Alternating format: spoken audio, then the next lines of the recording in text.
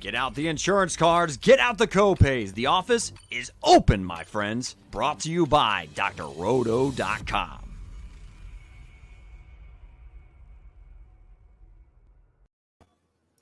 What is going on? What up? What up? It is another episode of Esports with Emrick. We're going to be talking about the LPL LCK slate for tonight, this morning.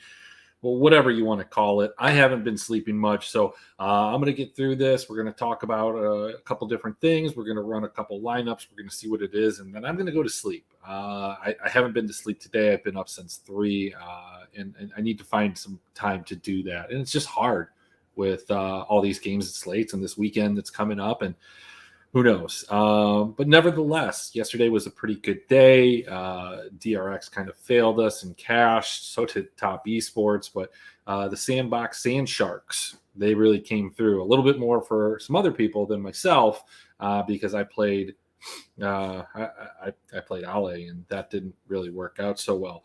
One thing that I do want to point out, and we're going to look at this when we look at all of the projections, because I have made some manual adjustments to several of the positions.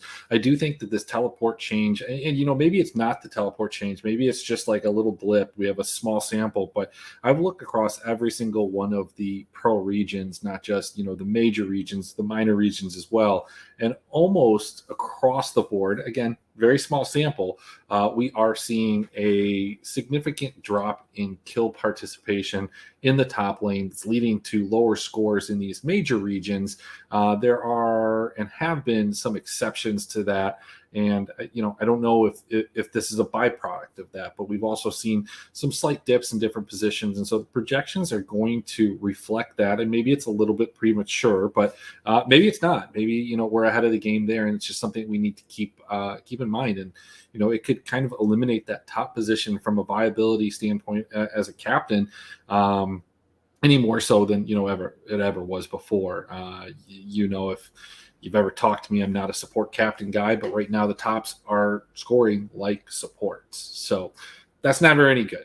Nevertheless, let's hop into kind of the slate of games and see who is playing today. I mean, we know who's playing. I know who's playing. You know who's playing.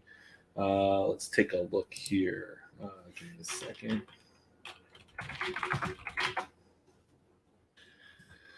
All right, so I guess we're going to start over in the LCK at 3 a.m. Eastern time. We have Hanwha Life Esports against Nongshim Red Force. Nongshim is a huge favorite here.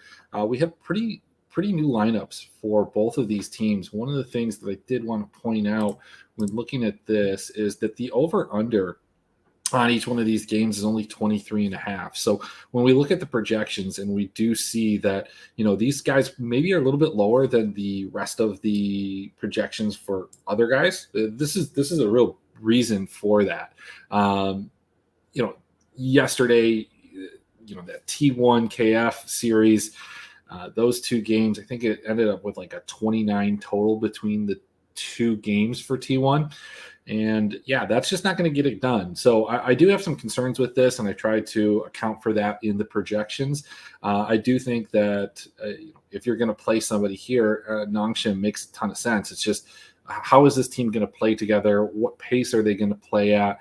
Hanwha was a team that we wanted to target last season, but this is a very different Hanwha team, and we'll go into that a little bit more in depth. The other game is going to be Damwon and KT. These are two teams that, again, like Damwon is slightly different. I mean, they've kept two of their pieces. They have the old Nongshim bottom lane, and then we're not necessarily sure who they're going to be starting in the top lane. I'm thinking it's going to be Burtle. It could be Hoya. It could be one of the two. It could be both of them. Who knows? Damwon's kind of one of those weird teams in the sense that, they have these games that they just absolutely go off, and it really is predicated on the other team being willing to skirmish with them, kind of challenge them, and actually be successful in some of those fights so they don't just get completely rolled over. Oddly enough, last season, both in spring and summer, Bro was just really good at doing that for some reason. They couldn't do it with anybody else, but with Damwon, they could make it a game, they could make it a series, and really bring out the best of Damwon from a fantasy perspective. That is if they were like able to beat them. But Bro and Nongshim were just two teams that just absolutely lit up Damwon. So Damwon can be a team too that when they lose, they're definitely a team that you kind of want to target because they're not a team that gets rolled over. Is this team the same that we saw in 2020 and 2021? Absolutely not. But I think the integrity of the team, the way that they're going to play, still is going to be similar to what we've seen in the past. And I don't think that there's going to be that big of a difference. You just don't have like Barrel, mega griefing in the bottom lane. And you definitely don't have as strong of a top. But again, we've discussed how we feel like kind of top is just not going to be it for this patch and maybe this entire season. We'll see. We have a pretty normal over under here, 25.5, a 7-point spread or 7.5 favorite for Damwon. So yeah, that's kind of where we're at there. As we go into the LPL, we've got two kind of uninspiring games, nothing exciting. The early game is Invictus Gaming against TT. We saw TT. We put a lot of money in TT. We hoped that TT would have taken us to the promised land. And, they looked good for about 5 minutes. And that was about it. I was sitting here. Actually, I was sitting like over there, but I was watching. I was like, man, OMG, these are some frauds. This is a new day. This is a new TT. They're here. They're doing exactly what we thought they were going to do. And then they did exactly what we used to think that they were going to do, is just blow that entire lead. They drafted terribly in the second game. They played uninspired, allowed some dives. It was just a snowball situation, and they're just not good enough to get back into those situations. So that's a big concern that I have with TT, especially with these comeback mechanics. Are they good enough to create a lead? Are they good enough to hold that lead, especially when it's easier to close that gap this season? They weren't very good, and I get it, this isn't the same team, but they weren't very good at it previously. How are they going to be good at it now? They're huge underdogs here. Invictus has been a team that, it has beat up on teams that are worse than them. I mean, at least this version of Invictus, which we've only really seen at Nest and we've only really seen at Demacia. And again, I mentioned those because we don't have much else to go on. We just simply have those two components. And, they beat the teams that they were supposed to. They lost to the teams that you would think that they would lose to. In this situation, I think that they're going to beat TT. They're a little bit higher. They're at a 26.5, but still a 7.5 kill spread. So we'll get into that one. The other game on the slate, this one's a little bit more exciting, or it would have been more exciting at one point. We've got Weibo Gaming, formerly Suning. Sword Art has returned, but he's not playing. The Shy has come over, said he's at 50%. I don't even know what that means. Is he at 50% of his powers? Is he at 50% of his health? Is he going to is he going to die 50% of the, I don't know what that means, and I don't know how to interpret it. So I think I just have to kind of ignore it. But Weibo is a big favorite against Team WE. Team WE was or is a team that we used to love playing on both sides, but this isn't the same Team WE. They're not playing Beisham. Breathe is gone. Shanks, while he developed into a viable fantasy and viable actual mid for WE late in the summer split and in the push for the playoffs, I don't know if he can carry this team with a brand new bottom lane, no Elk. It's just not the WE that we're used to seeing. This is, again, a 25.5 total, 6.5 spread. So they think it's going to be a little closer. I don't know. I guess, there's two ways to kind of look at this game without the statistics and going back to what we've seen so far in the LPL, LCK, and a lot of the smaller leagues, is that, that top lane, they don't have the facility to get down to the bottom lane. And, any of these games that we're spectating, we're primarily watching the bottom lane because that's where the excitement is at the beginning. There's two guys there. The junglers are going over there. Top lane's just kind of being left on an island. And is that good or is that bad for the Shy? I mean, I don't think it changes anything because it could be really good. It could be really bad. This could be a situation where he absolutely gaps the other top laner because mechanically he's better.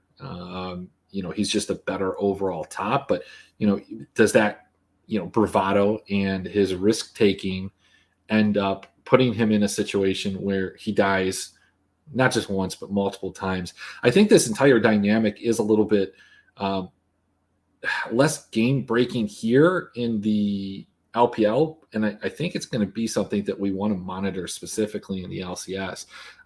We've seen multiple times that there are tops over in the LCS that get absolutely abused and dove,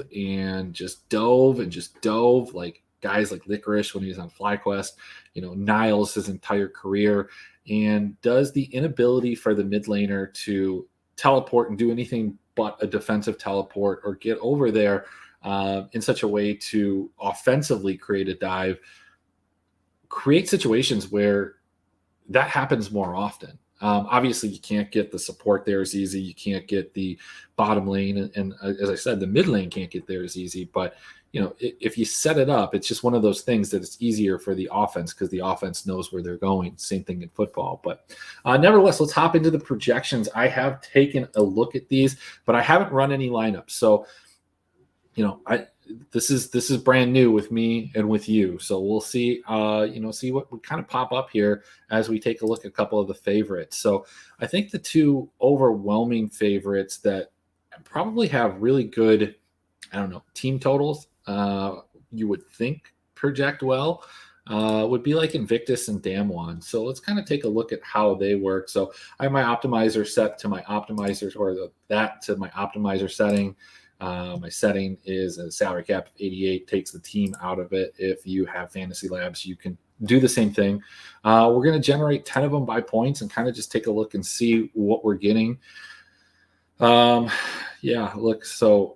it looks like we're getting a ton of support captain, and that's never any fun. Venture to guess that this is going to be a semi-popular build if you're going with those two teams. But we're looking at 543. So 543 on that. If you watch John's videos before, I'm trying to keep some of the same methodology behind it, despite the fact that my cash lineup did absolutely terribly yesterday. So we're 0 for 4 in games with our cash teams. But let's take a look at the other favorites with Nongshim and Damwon. Again, we are getting support captains, and we're at 502. That's not bad. See it with Weibo Gaming. 5. That looks pretty nice. I like that. Right? If you guys have any comments, feel free to drop them there. But yeah, you get a Hung Feng captain. This just doesn't even feel like that should be right. Like, is that right? Is that possible? If it is, the score is only slightly better than the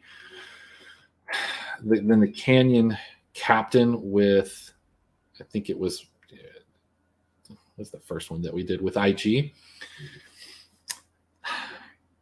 I don't know. While we've seen these top laners not necessarily score so well, we have seen some of these mid laners not score as well. Additionally, it's been centered around that ADC position, so I kind of really like this. It never feels good playing the Shy in cash, but that might be the lineup that we go with here.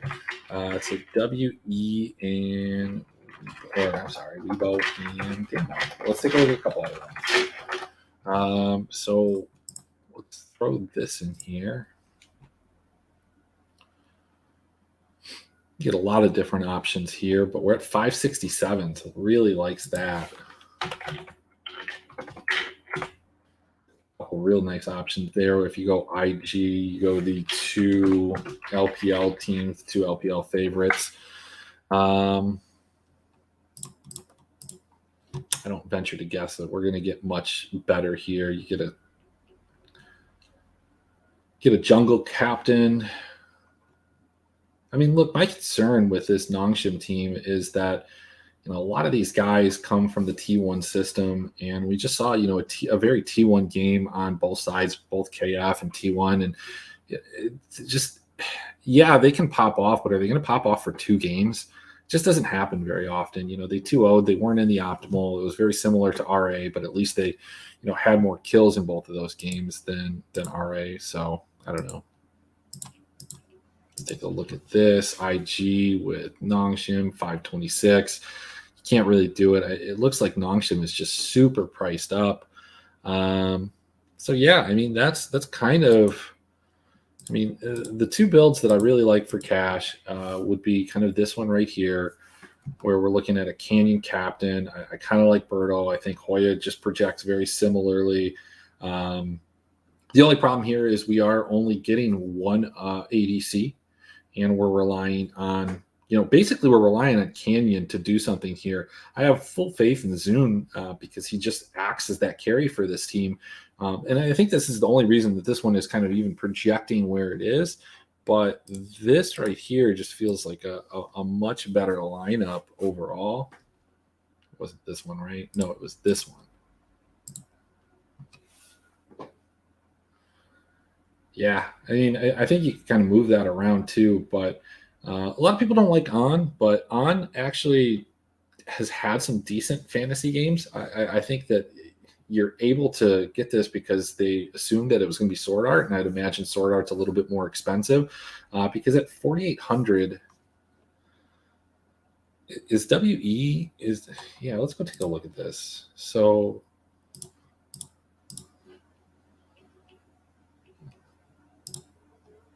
yeah, I mean, okay, so both of these teams are relatively inexpensive. I mean, WE is a lot less expensive, but I just don't understand why Weibo is so cheap. I mean, part of the problem, I guess, is that they don't necessarily always project super well. If we go take a look at them last summer, obviously a little bit of a different team, and this is not complete. This just has a little snapshot of some of the games. We're looking at Suning.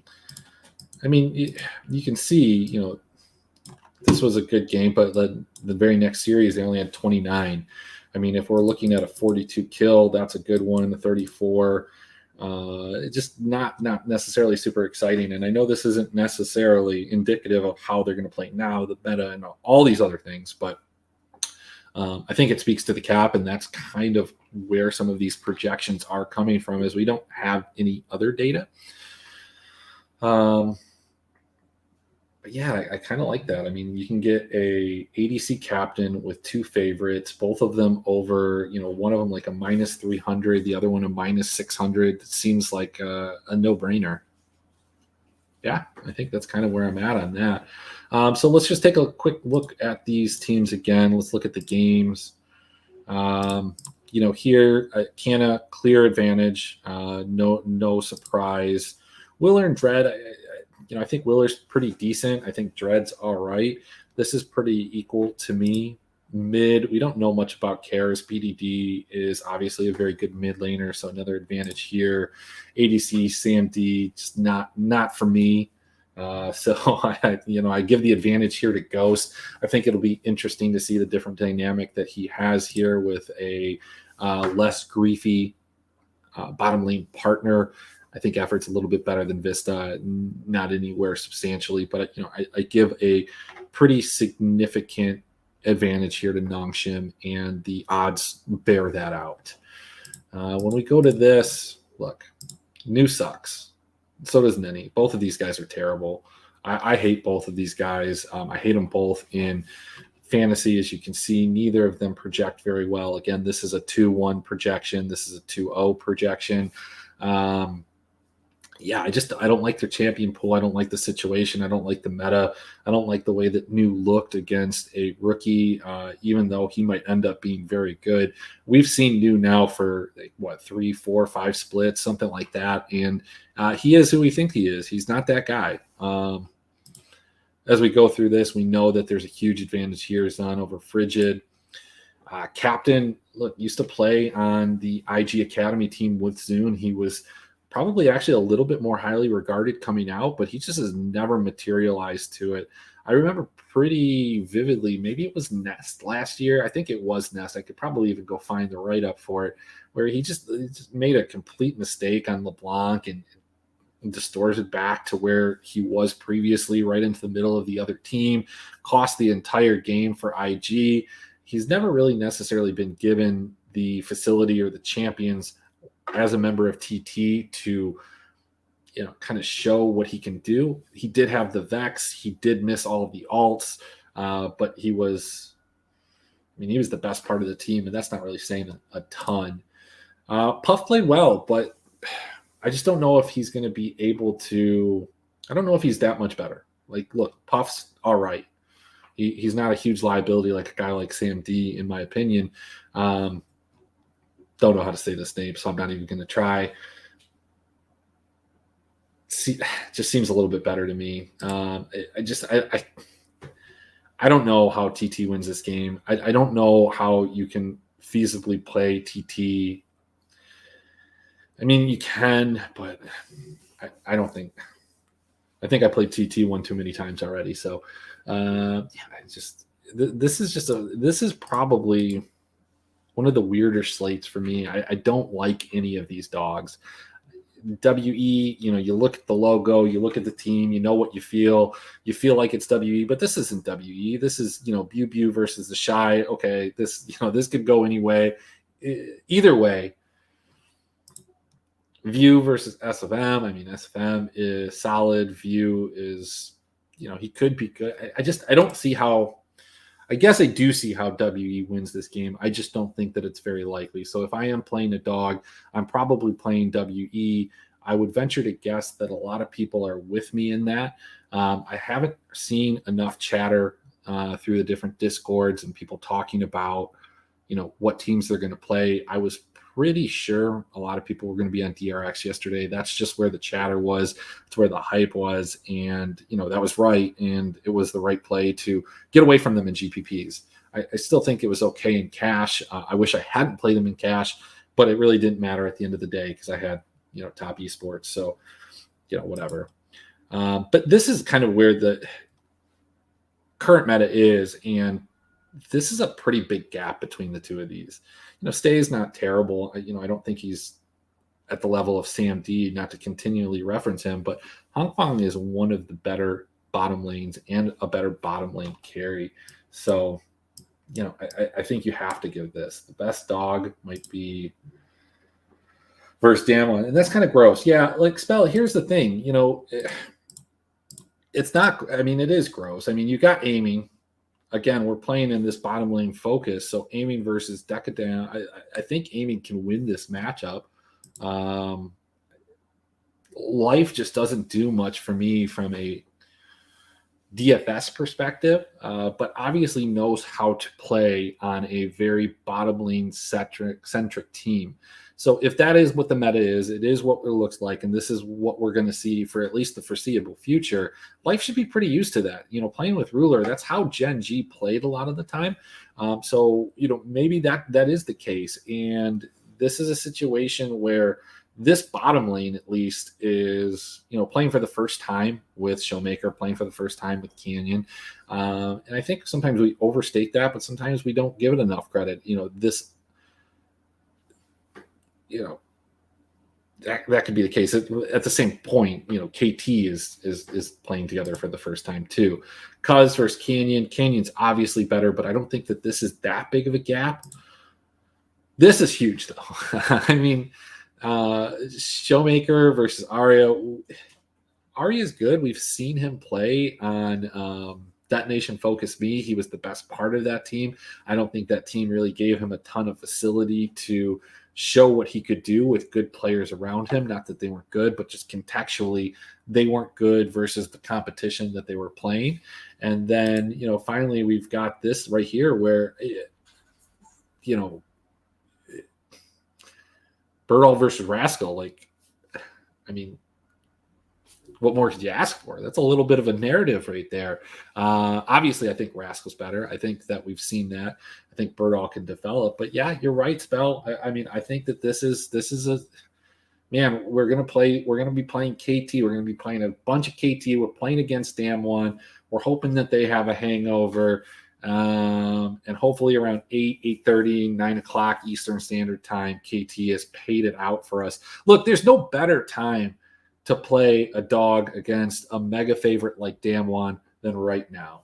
Yeah, look, it could be Hoya too, but like, do you think it's going to be? I think it's Bertle versus Rascal. They know each other. It could be though. I don't think that it necessarily changes my projection all that much. It's pretty similar. So a couple points here or there. But yeah, that's what I got. So again, just to recap, it's true. You do get the ownership discount. But yeah, just to recap here, I think what we're rolling is kind of some type of, Damwon Weibo Gaming or Damwon IG, one of those two in cash. I don't have a problem with Nongshim if you can make them fit. They're just super expensive. They're a big favorite, and they have a low Vegas total. So, those are things that are concerning. That Hanwha Life team, we don't know how good they're going to be. Sam D and TT last year wasn't necessarily as bad as they were a team that you wanted to stack against, and in some ways it just got rolled over, just a lot like Victory 5, and they didn't put up a fight, and so you ended up with a lot of these like 15-3s, 16-4s, and I think you could see something like that in that game, or even like a 14-2, 14-3. Get a Baron at 20, go get the Soul by 25, get another Baron right around there, and then end the game. So I think I probably, I don't know. I might take the under on that, even though it's a 23. I was taking that on KF and T1, and it worked out. So could do it here again. But yeah, that's what I got. We are going to have a little bit more content this weekend. I am going to go full mustache. I don't know why. Just do it this time of year. And yeah, so I will see you guys tomorrow. We'll be talking about the LEC, talk a little bit more about lock-in, probably try and do this a little bit earlier and maybe even do it in segments. So hit me up if you want to kind of take part in this, if you have some things that you want to talk about in any of these leaks, because we're going to have a little bit more time to fill. So I'll see you guys around. This is, again, presented Esports with Emrick. You can find me on YouTube if you enjoy the content. You're probably watching me there. If you're not a sub, go ahead and sub, like the video, like the stream. And yeah, hopefully this helps you. You can find some written content from time to time over at Dr. Roto. You can find me in the esports department Discord or various other ones across the industry. I will talk to you guys later.